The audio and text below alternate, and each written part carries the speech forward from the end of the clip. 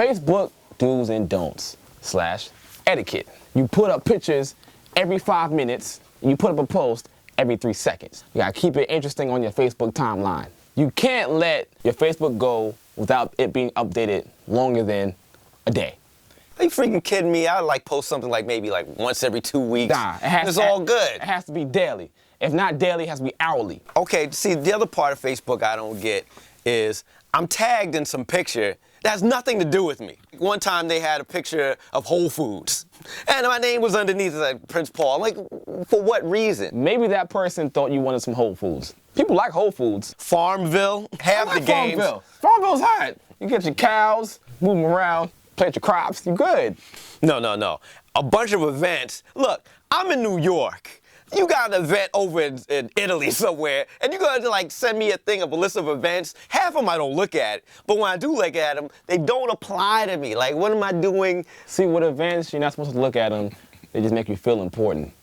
You get a bunch of events, like, oh, they must like me. But why even have a Facebook? Like, for what? Like, what do you get out of Facebook at the end of the day? Like, do I get a Facebook check? No. Do I get a Facebook car? No. Like, what do you get? So people can know what you're doing in your life. I don't know. To me, it's just like a waste. It's an invasion of privacy. I'm an old school dude. I like do what I do. You know as much as I want to tell you, which is very little, and then I just go do my thing. Wastebook. That's what it should be called. Wow. I really wanna chat with you, Shawty, cause you got a nice look. Yes, you do. Bring me on the Facebook as soon as you can. I'll be in the net too. You know your boyfriend.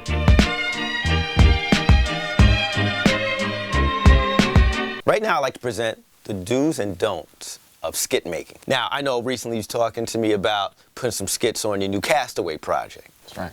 Which is cool. The problem number one, which is a don't, is don't put skits on your record for the sake of putting them on if you don't need them. Second thing is, make sure they apply to what you're doing. So for example, if you're doing a song about punching Sam Cassell in the face, you don't want to put a skit about fixing your car. They don't apply. It must apply. Third, you can't make them too long. Look, your song is 2 minutes, your skit is 8 minutes. It doesn't work like that. Also, make sure the writing is good. You don't want to just have random yapping. Hey man, you have fun today? Yeah man, I had fun today. What'd you have fun about? Fun about is bad English. People don't care. And I would say lastly, it's just don't do it. I mean, it's played out. I've done it in 1989. I feel like in a project, in an album, or in anything, you need a skit at least 10 times in the album. You can have a skit before a song, a skit after the song, a skit in between the song. I prefer to have 2 skits in between the song. Song, skit, some more song, another skit. Can you believe this is my son?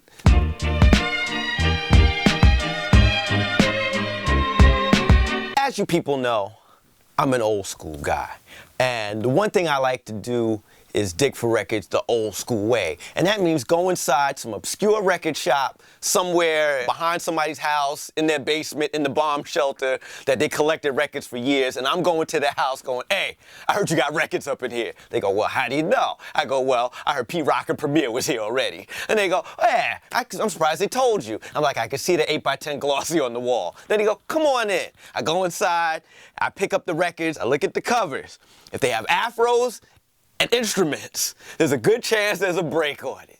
I pick it up, I make a deal with the clerk. He goes, okay, you want these 20 records? I go, yes. He goes, here, $5,000. And I go, you freaking crazy? Pete Rock and Premier and Large Professor and Puff Daddy wouldn't pay that much. And so he gives me a discount. We're cool. I put my 8x10 glossy on the wall and I'm out. And that's how I shop and dig for records. And 9 times out of 10, when I get home, if I don't play the records there, because sometimes they have record plays, sometimes they don't, I bring it home, voila, boom, break beat, hit record, and that's it.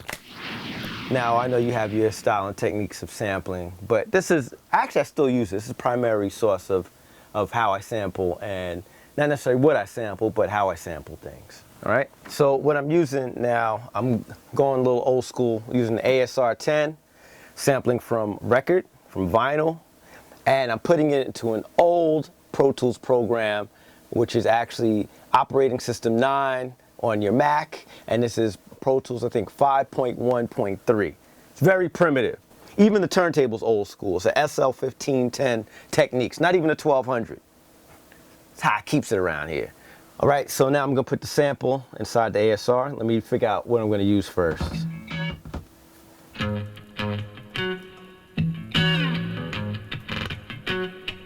Get my levels right. Okay. All right, here we go. Start it.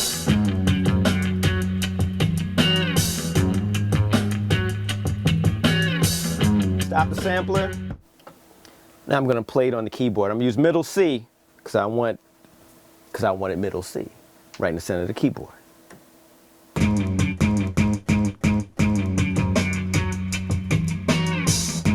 I don't even have to truncate it. I could take it and cut it down,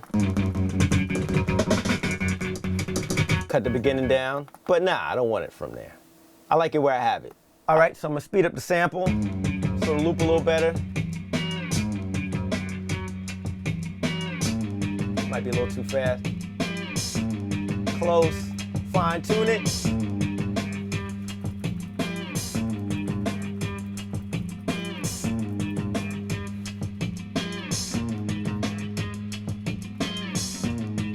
There we go. Yeah, see, there you go. Sounds right.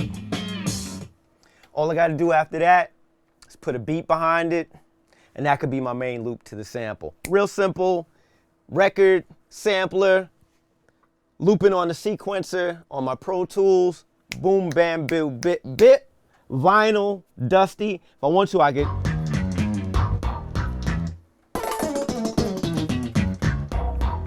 But I wanted just a straight loop. Voila, it is done.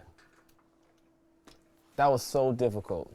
What are you talking about? I did that all in like, All that extra work you had to even do. in edited time, it was probably all in like 1.2 seconds.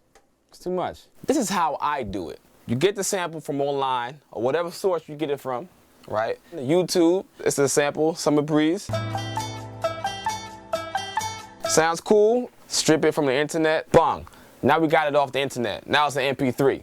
We put it into this program called Recycle. When it loads up, this is what you get. You chop it up.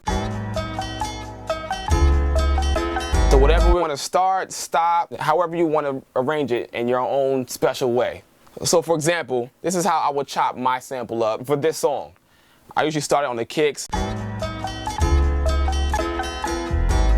The kick snares on the top of the actual loop I want to have it starting. I then go to Reason. I put it into my program, which is called a Dr. Octorex, which use the Rex files. You can use anything inside the program because it's all compatible. You put it into the program, and then I'm using my Akai MPK25, and I have the sample chopped up from the Recycle that I use, the file. It's already chopped up inside the keyboard keys. So we got it. Then I get the tempo of the actual song. I tap it out. So I'll play a piece of the sample. So.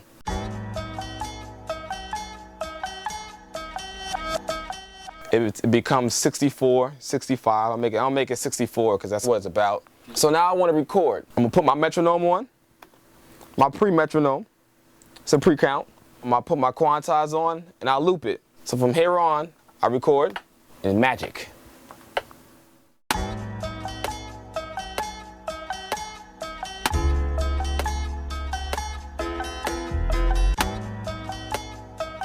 I stop it. And I size it to wherever I want to loop the sample at. So it's a bar. I take it, I copy it, and I paste it.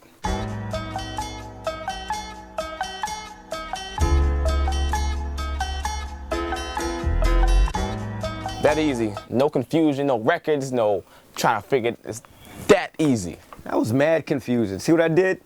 I recorded into the sequencer, and it looped.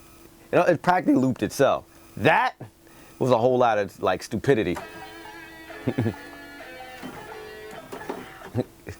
Exactly. I'm making hit records on this. Okay, whatever.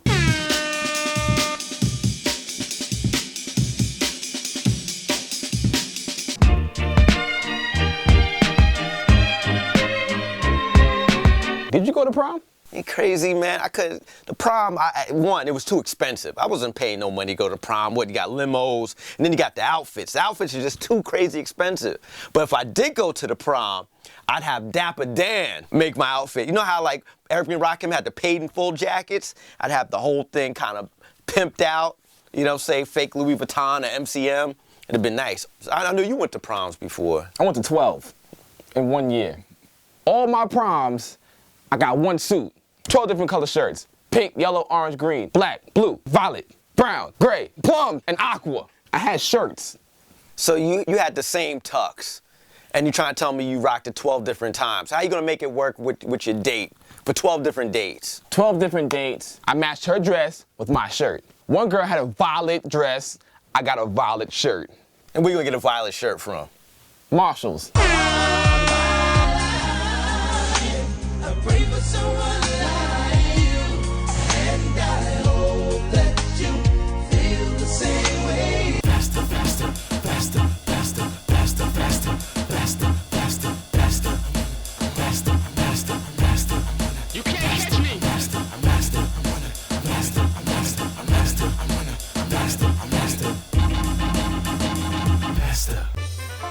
Welcome to Dubspot. We believe in providing you hands-on experience right away. Whether you're completely new to music and want to turn the sounds in your head into a musical reality, or you're an experienced artist looking to refine your skills and add new tools to your arsenal, we're ready to meet you at your level. For students of all ages, all levels, and all styles of music, Dubspot is here to help you achieve your goals. With course offerings both online wherever you are and at our school in the heart of New York City, we are ready to guide you through the next phase of your musical transformation. Whether you want to produce music, DJ, or do both, you've come to the right place. Come explore Dubspot for yourself. Become a part of our community and make music.